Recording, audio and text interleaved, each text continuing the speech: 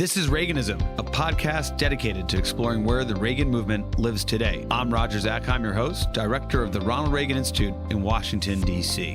On this episode of Reaganism, Roger speaks with General Ben Hodges, retired commander of the United States Army in Europe and currently the Pershing Chair in Strategic Studies at the Center for European Policy Analysis. Roger and General Hodges discuss the ongoing war in Ukraine, European security in the face of Russian aggression, and the role of the United States in global affairs and security. General Hodges, welcome to the show.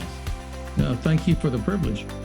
Well, you're a senior advisor for Human Rights First, a nonprofit, nonpartisan international human rights organization. And prior to joining Human Rights First, you were the Pershing Chair in Strategic Studies at the Center for European Policy Analysis. I got to know you and really appreciated what you did in the U.S. Army in your last post, where you led United States Army Europe from November 2014 until January 2018. And rightfully so, you're someone that is the authority really on what is going on day to day with Russia's war on Ukraine, and getting your view in terms of what the United States should be doing to support Ukraine's efforts on the battlefield.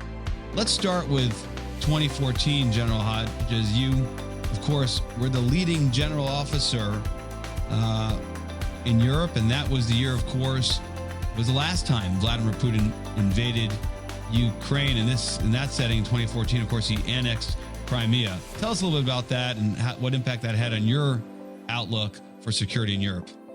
Well, Roger, thank you. I have to say I'm professionally embarrassed that I overestimated Russian capabilities. I had been focused on their modernization efforts, the amount of stuff they were buying, and there was no doubt, as we saw in Crimea in 2014, the electronic warfare capabilities they had, those kinds of things. And a reminder also the lethality of the modern battlefield. This clearly was not going to be Afghanistan or even, Iraq in the later years. But I overestimated what they could do. I had failed to appreciate the depth of corruption in the ministries and how that affects their readiness. And also that they, doing joint things, given all your experience, to be joint is not a natural act. I mean, it took the U.S. Congress to force us, the U.S. military, to become joint. Russia has no culture of jointness. They had not integrated yet their air, land, or maritime forces, thankfully. And they haven't yet figured out, even after 9 years, a coherent command and control structure. Nonetheless, they still felt confident back in 2014 that they could roll into Crimea, which they did.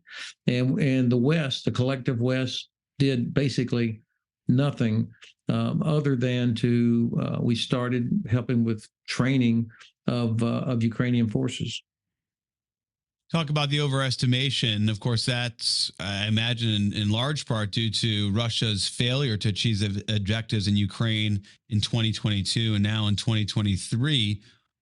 But thinking about their annexation of Crimea, and I've read what you've been writing over the years and listened to you when you would comment in the press and still felt that the combination of the capability they had, and this is my assessment of your view, and Vladimir Putin's ambition, that Russia remained a formidable threat from 2014 going forward. Tell us about that balance of Putin's intent as well as the Russian capability, and what kind of threat that still presents itself today. Well, the Black Sea Fleet was pretty much unchallenged in the Black Sea because of their illegal annexation of Crimea. They were able to expand capacity there, make this basically one of these anti-access area denial centers, if you will, along their frontier. So the Black Sea Fleet, which has several vessels capable of launching caliber missiles and other sorts of long-range precision weapons. Crimea is basically an unsinkable aircraft carrier for them. And it's what enabled them to totally disrupt Ukraine's shipping in and out of the Sea of Azov, for example. And because of Montreux, of course, the rest of us non-Black Sea nations are limited with what we can do inside the Black Sea. However, because the Black Sea was never a priority for the department or for NATO, we never had enough requirements for the Navy anyway. So you can't blame Montreux for us not having more naval presence. It just wasn't high enough in the priority list to generate the ships necessary to compete against the Black Sea Fleet. So this is part of the huge advantage that the Russians had there. The second thing, and I think this is part of why they felt pretty confident back in February last year that they could roll into Kyiv the way they did in Budapest and Prague during the Cold War, was because we were a mess. The collective we were a mess. This is what failed deterrence looks like. The U.S. had steadily been drawing down forces in Europe. All of our allies, including UK, had been drawing down. The Dutch had given away or sold their last tank. The German Bundeswehr, which used to be the envy of land forces in Europe, was nothing like what it used to be. And so we didn't look unified. There wasn't a sense of urgency. I can't tell you how many times I encountered really good, well-meaning, smart people would kind of roll their eyes when I would talk about, or my boss, General Breedlove, would talk about what needs to be done. And people's like, come on, they're not going to do this. You guys need to settle down. Or I would hear things like Crimea has always been part of Russia. So there's so much false narratives out there that that were not challenged enough because it was very uncomfortable. Because you would have to, if you acknowledge a threat, you got to do something about it.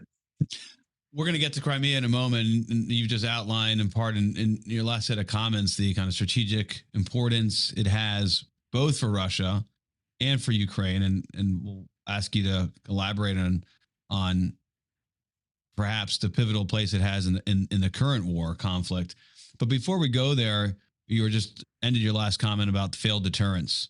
Part of that was underestimating the threat. Part of that was not investing it for a different set of reasons. But could you talk about what the United States didn't do over from 2014 to 2022? The debate here, and it was up and down, was whether or not to provide Ukraine with lethal aid. And that was, the kind of the offensive types of weapons. And the Obama administration sat on it, decided not to do it. The Trump administration, set aside the president's kind of confusing relationship with the politics of Ukraine. From a policy standpoint, the Trump administration can really point to achievements and shifts in policy to provide Ukraine with lethal assistance. Talk about the overall nature of U.S. support to Ukraine in intervening years between 2014 and 2022, and its perhaps, in your judgment, impact on Vladimir Putin's decision to invade in February of 2022. Okay, so thank you. I've been talking about Ukraine and Crimea so much over the last several months that I started to get myself sidetracked, and now you brought me back to the center of the road. Those thanks. Look, what happened between 2014 and 2022 would be a great course for international relations students or strategic planners and thinkers, because the height of American discourse for much of that time was whether or not to provide Javelin. I mean, Javelin is a man-portable anti-tank system, but that was about the peak of our strategic thinking. And you, I think, correctly sort of tried to separate the fact, the political stuff that was going on that really distracted everybody from why do we care? I mean, what's going on in Ukraine? Why does Ukraine matter to us? And I think, as always, it goes back to what is our political objective? What is our strategic objective for the region?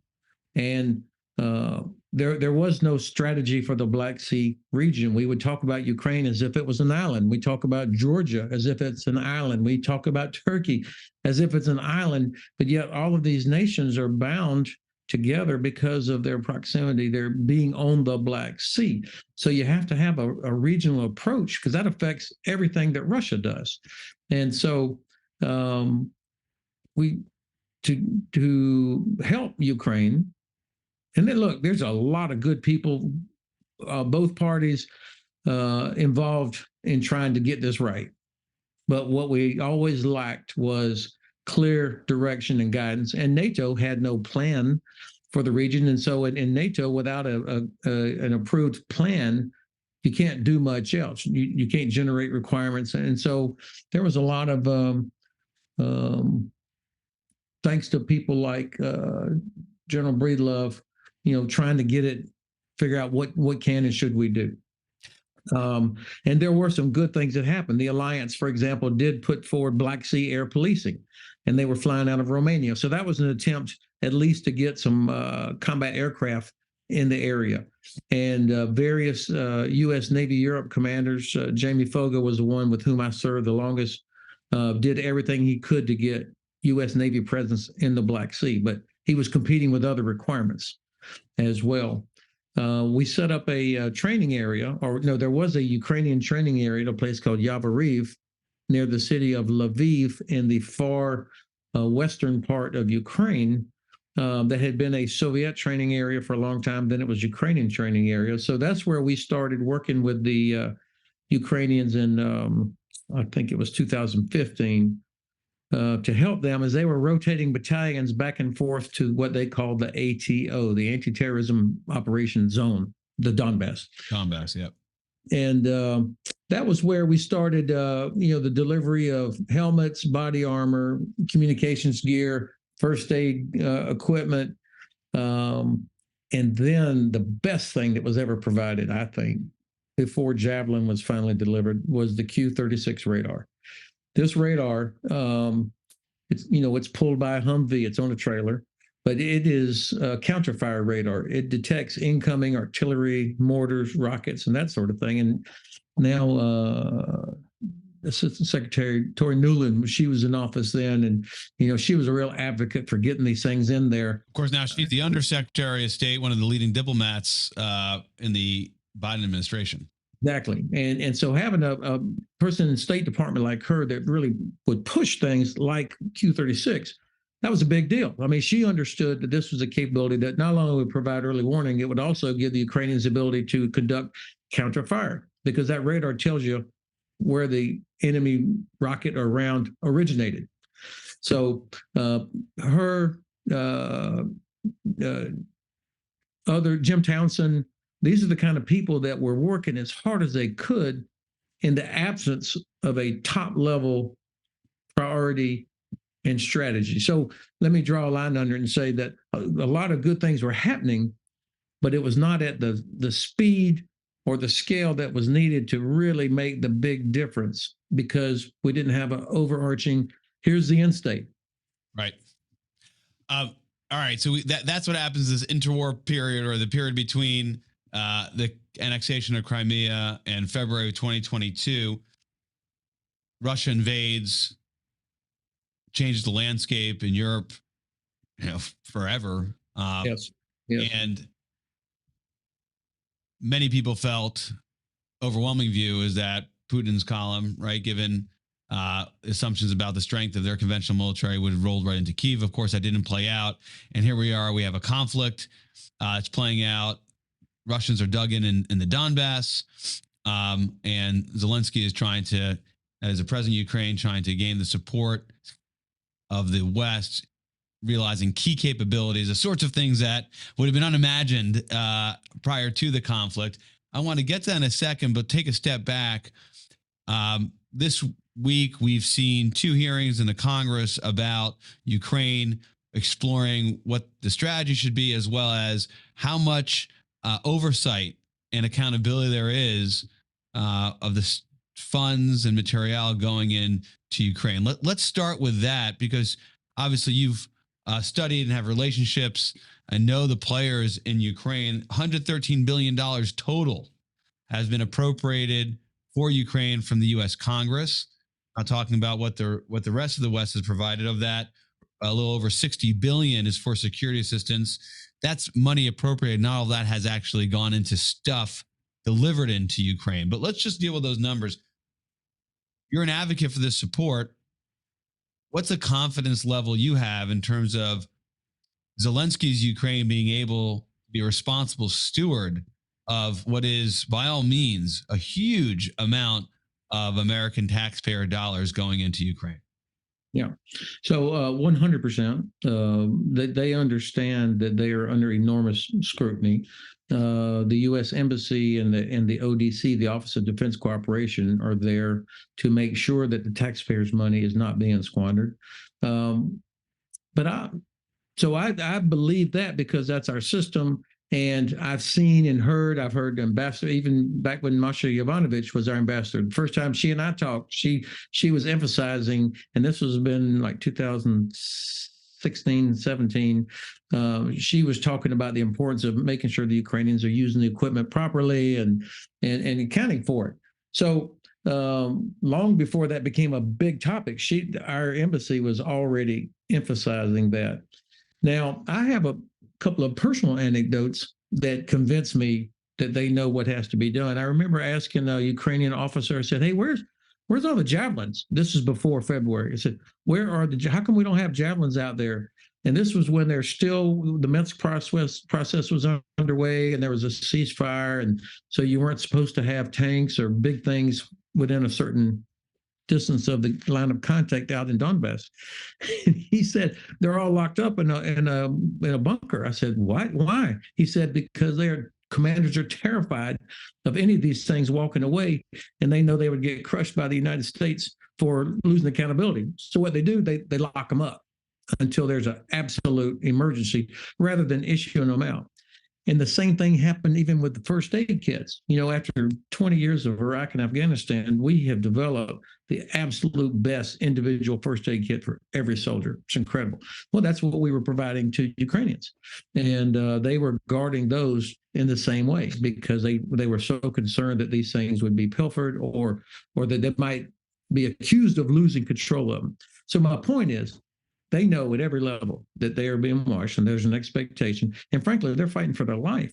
So there's not a lot of opportunity for somebody to walk off with a Humvee somewhere because they're fighting for their life. Well, funny you ended on Humvees there.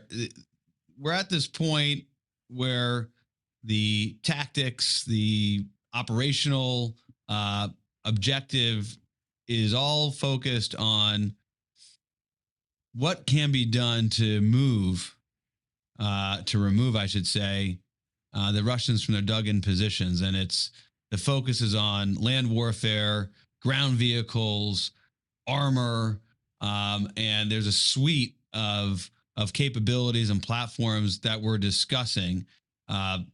We had testimony this week from the experts inside the Pentagon, outside the Pentagon, talking about Bradley fighting vehicles, Strykers, Paladin, howitzers. Now we have, of course, the Abrams tank piece, getting them trained. That is, the Ukrainians trained. All that effort seems to be, okay, how do we break through the Russian line in the Donbass? And, one thing that we're confident Putin is committed to doing is just committing more and more personnel to the effort. Something you wrote recently highlighted that the UK defense secretary has pointed out that 97% of the Russian army is tied to the war in Ukraine, on the ground there or going on the ground training to it. All seems to be centered on that region, eastern region of Ukraine, where the fight is. Give me your sense of that approach and whether that is actually the right play for Ukraine to win this conflict. And I'm trying to provoke you because I know you are encouraging the strategy to focus on Crimea more. So take us through where we are, where the focus is, and where what your sense is and where you would have it go.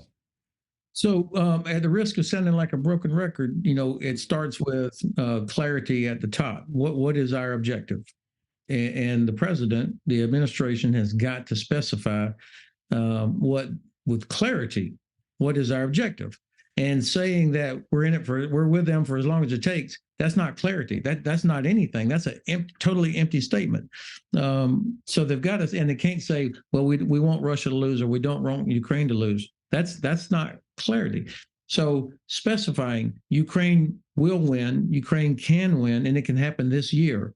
And winning equals total restoration of all Ukrainian territory, and then returning deportees, war crimes accountability, and then some kind of a guarantee for Ukraine after this. So if that's when they state that, then all kinds of things start happening. And Clausewitz would say, okay, well, that means Crimea, because Crimea is the decisive terrain. You could kill every Russian soldier in Donbass, and it would not change the outcome.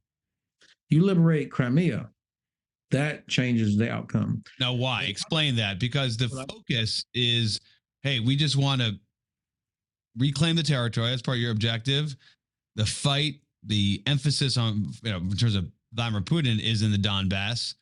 And now you're going to an area where has seen some of the fight, but hasn't been the center of gravity for the effort. Right. So imagine that Ukraine agreed to some sort of a peace deal, and the price, which a lot of people are saying, come on, let the Russians have Crimea, give that up. It's got red ribbons all around it, and all kinds of other scary warnings. So let them have that, and then we can stop the killing. Okay, imagine that what happens in 2 or 3 years. Well, over the next 2 or 3 years, if Russia continues to sit in Crimea, they will never take down that big bridge. They will never allow any vessels to go up into the Azov Sea. So even if Mariupol and Verdansk, seaports number 2 and 3 for Ukraine, were liberated, no ships would be able to go in and out of Sea of Azov. Russia has zero credibility for living up to any agreement like that. And then Odessa, there's already 100 ships loaded with grain sitting in Odessa waiting to be inspected by some Russian inspector so that they can head through the straits. Right. And Odessa, of course, is under Ukrainian control, but to exit the sea is, of course, controlled by Russia. Exactly. So Russia's control of Crimea gives them the ability to dominate all of Ukraine's Black Sea coast. So you've got a country whose economy is based on export of grain, of rare earth materials, iron ore. So those ports, Odessa, Kherson, Berdansk, and Mariupol, that's key to their economy. So their economy will never be rebuilt. And then after 3 years, Russia will have replenished all their losses. They'll wait for us to lose interest. And then here we go again, where they've got the Black Sea Fleet and on and on and on. So in other words, Ukraine will never be safe, it'll never be secure, and it'll never rebuild its economy as long as Russia occupies Crimea. That's why it's decisive. And I was at Munich Security Conference 2 weeks ago, spoke with a very, very, very senior executive of one of the 2 or 3 largest international investment firms on the planet. He said, if there's no ironclad guarantee for Ukrainian security, there will be no investment. There's no Marshall Plan. So they can't be secure as long as Russia occupies Crimea. That's why we have to help them get that, and it can be done, but not the way that the Pentagon describes it. It's, what they talk about is basically like a squeegee, that just pushes everything back. Clausewitz would say, focus your main effort on the enemy's center of gravity. In liberation of Crimea is that center of gravity. You do that, all that stuff in Donbass, that happens later. There will be a lot less enthusiasm for so-called separatists fighting there once Crimea has been liberated, because that will unleash changes inside Moscow as well. So let's talk about the politics of what you're proposing, then we'll get to the military element as well. On the political level, you had Ukraine, perhaps a dysfunctional democracy, but it was in many respects. But you had Ukraine from 2014 to 2022, 6-year period, operating as a country, engaging in commerce, shipping out its exports, while Vladimir Putin's Russia illegally annexed and occupied Crimea.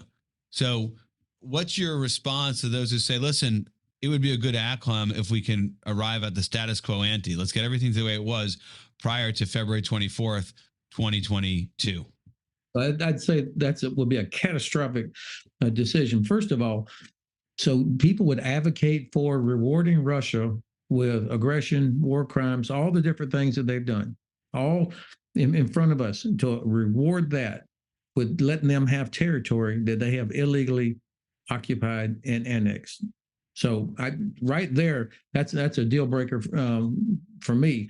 But it was not what the Ukrainian situation looked like in, let's say, January of 22 was not what it was like in January of 15. In other words, starting around 18 or 19, they were building this big giant bridge, the Kerch Bridge.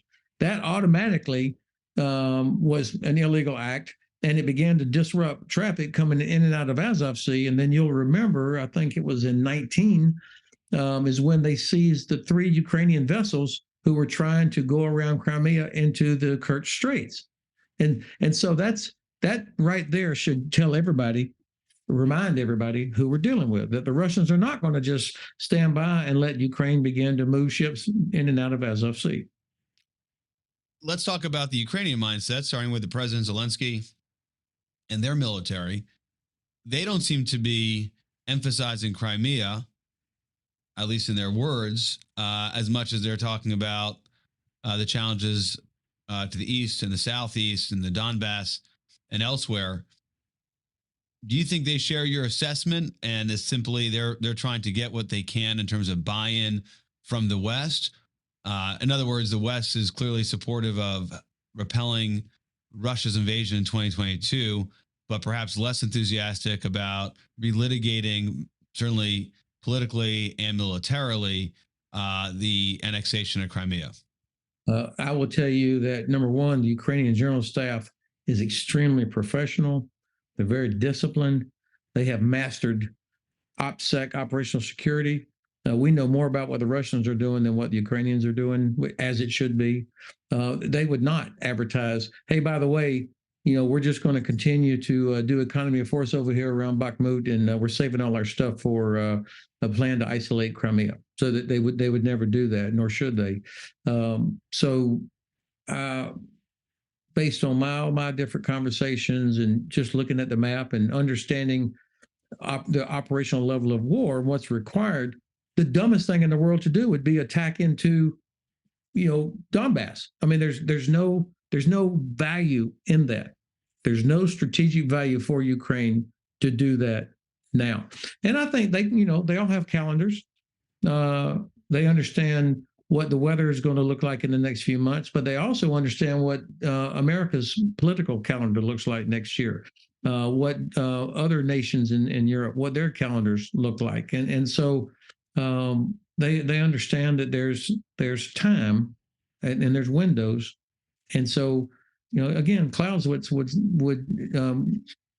I think, advise, now's your chance to get to liberate the decisive part of Ukraine and for this war.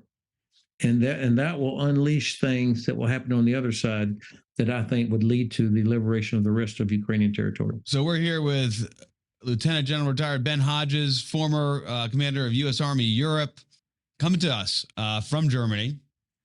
And in that response, General, it seemed like you were predicting that you think probably the Ukrainians will focus on Crimea and understand where the strategic opportunities reside. And as you outlined in our conversation, that is Crimea. That's where the decisive victory could take place, and the Donbass is less strategically important and consequential.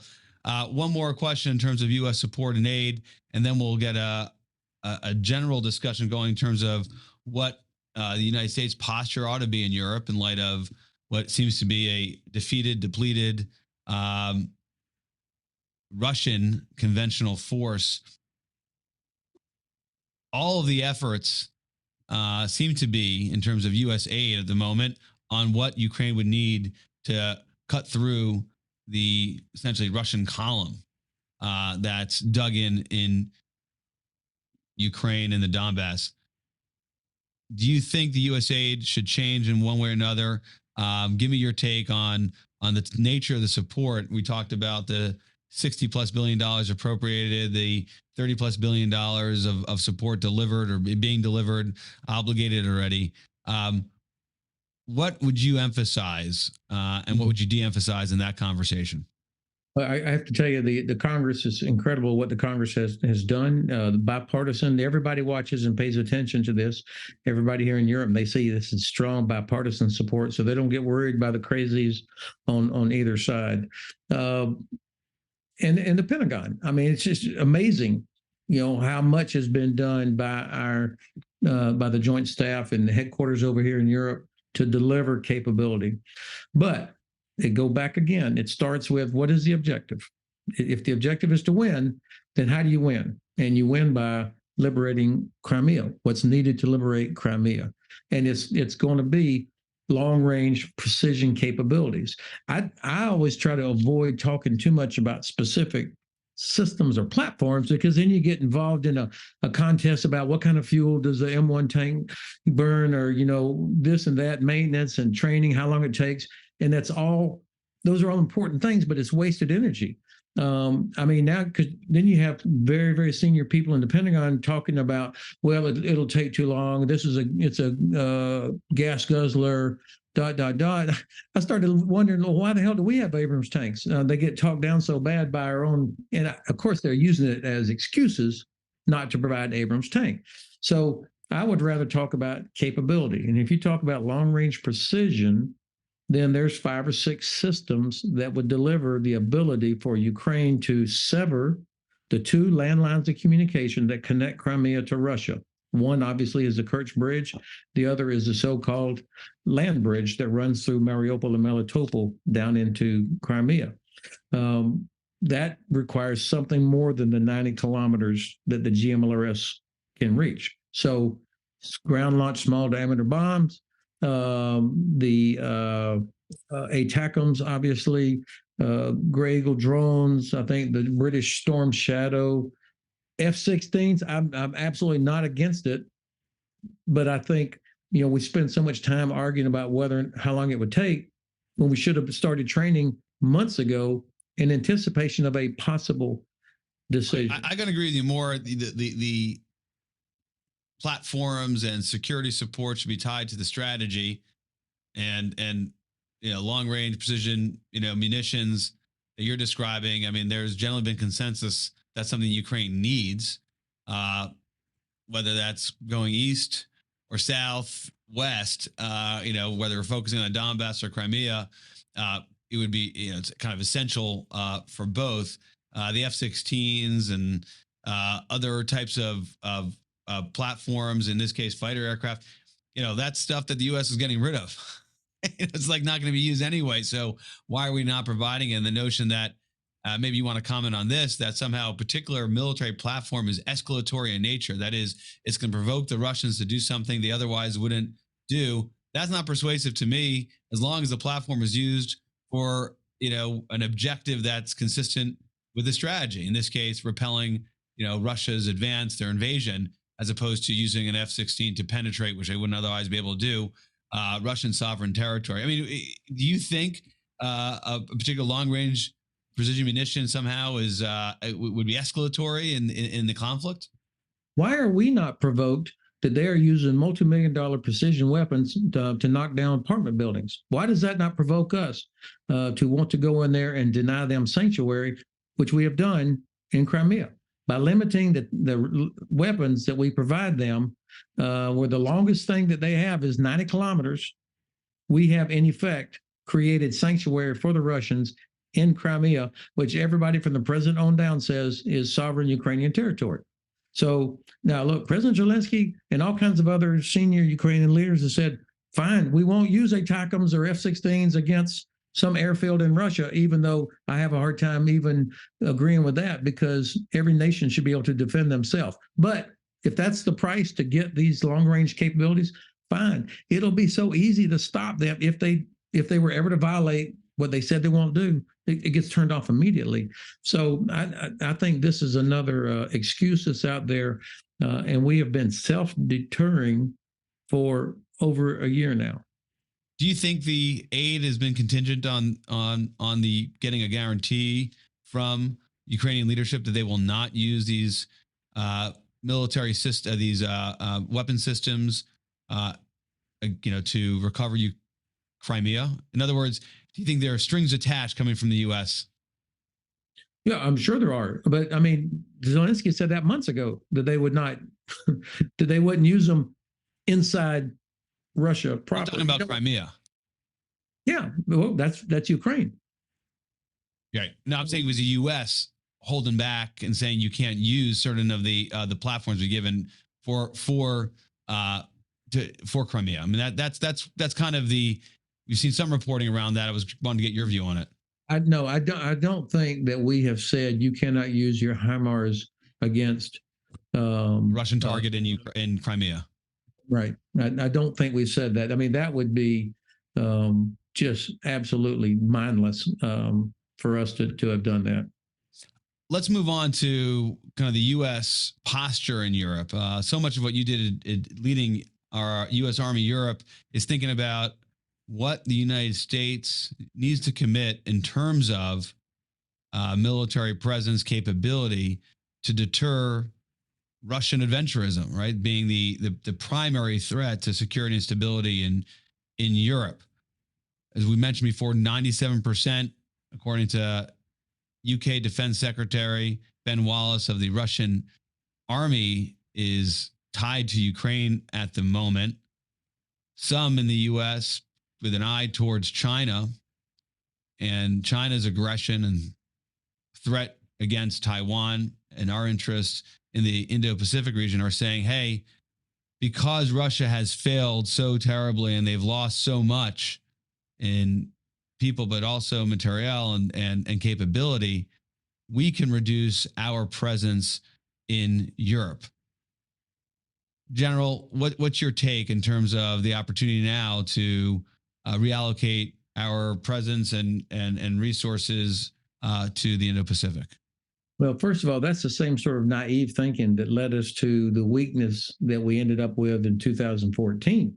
Was like the Cold War's over, the Soviet Union fell apart, Russia's going to be our partner, there'll never be a threat again, and here we are. And certainly, if they are allowed to be rewarded for what they've done now, and this war ends in some sort of negotiated settlement with Russia still in control of Crimea and part of the Donbass, and they haven't been defeated, I mean, like crushed, defeated, then they'll just wait for us to lose interest. They'll take 2 or 3 years to rebuild, what they lost or used up, and we'll be dealing with this again. And I hope you'll invite me back on your podcast in 3 years to you can tell me how wrong I was, or we can talk about what happened. Now, let's keep in mind what we're talking about. Right now, there's about 100,000 American troops in Europe. Okay, about 100,000.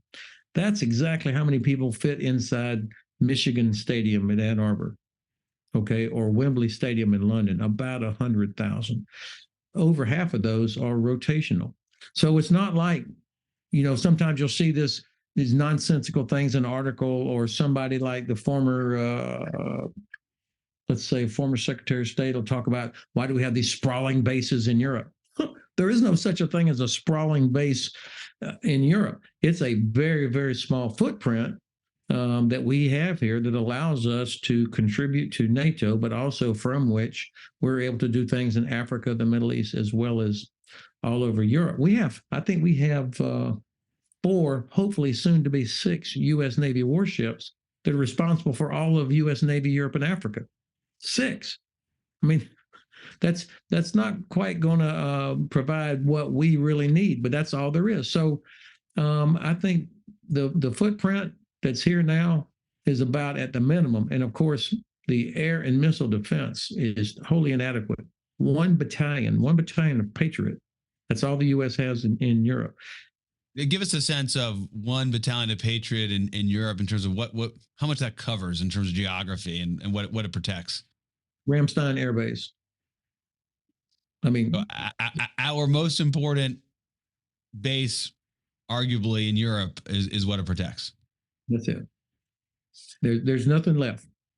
Now, the channeling those most focus on China, and China, of course, our national security strategy, and I think most strategists agree, is the adversary we need to focus on, and is the most serious challenge to our interests. Would say, yes, you have 100,000 in Europe, but that's more, or that's almost on par with what we have in the Indo-Pacific. You have your forces in Korea, you have your forces in Japan, and that's a place where we need more. Now, it's primarily a naval and air fight if we ever get in one in the Indo-Pacific, less a ground war. But the idea is, hey, this is an army that only has, 450,000 and it's going down to 435,000 active duty forces. And now you're talking about 100,000. I don't know if it's entirely active duty, so it may not be apples to apples, but you get the ratio here. How do you deal with that struggle in terms of you want to be you have a mission, a strategy that's global in nature, and you got to manage the tension between regional priorities? Well, I think it comes down to, do you want to have as much security as you can afford or as much as you need? And then so if your decision, well, this is all we can afford, too bad luck for us if that's only half of what's needed. So I think the capabilities that are required in the Pacific for sure are predominantly going to be air, maritime, special forces, our intelligence, all of these kind of things. What the Army provides in Japan and Korea is very important. But actually, when you start talking about all the U.S. Army personnel that smell Pacific air in the morning, we're talking about Hawaii, you're talking about Fort Lewis, you're talking about Alaska. There's a lot of capability that is there specifically to deal with challenges in the Indo-Pacific region. It's not enough. Our great Navy, not enough for sure. And the administration is correct to continue pressing our allies to do more over here. So this is a part of it. I'm just saying that what we have invested in Europe right now is pretty small compared to the threat and what the price of failed deterrence will be.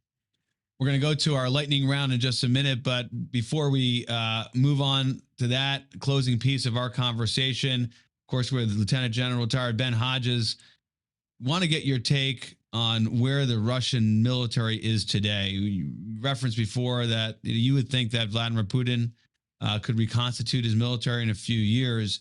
Give us a sense of how depleted it is, and your kind of sense of what Putin will do to restore whatever losses he's taken in Ukraine. Fortunately, a lot of the problems that the Russian military has are so deep-rooted and institutional that it will take something dramatic to cause them to change their outlook, at least in the near term. Everybody listening probably has seen the videos of Russian tanks stumbling into minefields, and how they react to that, of course, is the opposite of what you should be doing. So their ability to train and improve themselves while they are in the war seems to be pretty limited. And they have suffered a lot of casualties in their best units, and their VDV airborne units, these kind of units. They've been decimated. So a lot of those holes are being filled with conscripts. The logistics system from the Russian side was never designed to sustain long-term land operations outside of Russia, but yet that's what they're having to do, and it's very difficult. Their biggest shortfalls are something I alluded to earlier, is they don't have this joint mindset where you integrate air, land, and sea. They have not done that yet. They haven't done a single amphibious operation, their Navy, which really surprised me. They never got air superiority. They have not yet, I don't think in a year, they haven't destroyed a single train or convoy coming from Poland with equipment or ammunition. They don't have the ability to do these things. So now's the chance to help Ukraine crush them before they get a 2 or 3 year opportunity to reload and rebuild. Last question, and then we'll go to lightning round. There'll be increasing pressure on getting to negotiated settlement. How long can the war go on? How much support can the United States and the West give Ukraine? There needs to be something that will bring this thing to an end. And there are voices on the left and right in the United States and elsewhere around the world saying, let's bring this thing to a close through negotiated settlement. Under what terms would you have that negotiation? Well, what's the outcome that you want? I mean, if there's no security guarantee, if there's no possibility for Ukraine to be absolutely secure, then there will be no investment. So you'll have 4 million plus Ukrainian refugees that live here in Germany and in Poland and the Netherlands and everywhere else that won't have anything to go back to. And there'll be millions of Africans and people in the Middle East that won't be getting the grain that they normally get from Ukraine. So is it really just to stop the fighting? I mean, how naive and what terrible strategic thinking is that? So I think you have to ask the question, what is the outcome? And I think that anything that rewards Russian aggression, that doesn't hold them accountable for the thousands of war crimes they have committed in front of our eyes every day, and leaves Ukraine vulnerable, all we're doing is kicking the can down the road for a couple more years, and it'll be even more expensive next time because the Russians won't make all the same mistakes the next time. No doubt the Ukrainians and President Zelensky should have something to say about if and when they engage in these sorts of negotiations. I don't think you could fill up a bus with a number of Ukrainian citizens who are willing to settle for anything to end it. All right, let's go to our lightning round. This is where we asked our guests to share their favorite book on President Reagan, their favorite Reagan speech, and favorite Reagan quote. Give us all three, two, or just one. What do you got for us? Trust but verify. This is so relevant today. From when President Reagan said it to Mr. Gorbachev there at the signing of the INF, because there is so much pressure, exactly as your last set of questions talked about. There's so much pressure to get to a negotiated settlement. People are, it's just expensive. It's costing lives. People wanted to end. But Russia has, I think, a perfect record of never living up to any agreement unless there was a very strong compliance protocol and transparency. So I have zero confidence that they would live up to anything to which they agreed unless we had a way to verify it. And I think President Reagan was exactly right. Lieutenant General retired Ben Hodges, coming to us from Germany, expert on the war in Ukraine, led our army in Europe. Thank you so much for your time. We look forward to having you back to continue this discussion, hopefully with Ukrainian victory as a subject of discussion. Thank you very much. I enjoyed the conversation, your tough questioning style. And I know also you have a particular audience that cares about these things. And thank you for giving me the opportunity to reach out to them. Thank you so much. We hope you enjoyed this episode of Reaganism. New episodes premiere weekly every Monday on YouTube and all podcast streaming platforms. If you like this episode, be sure to let us know and share with a friend.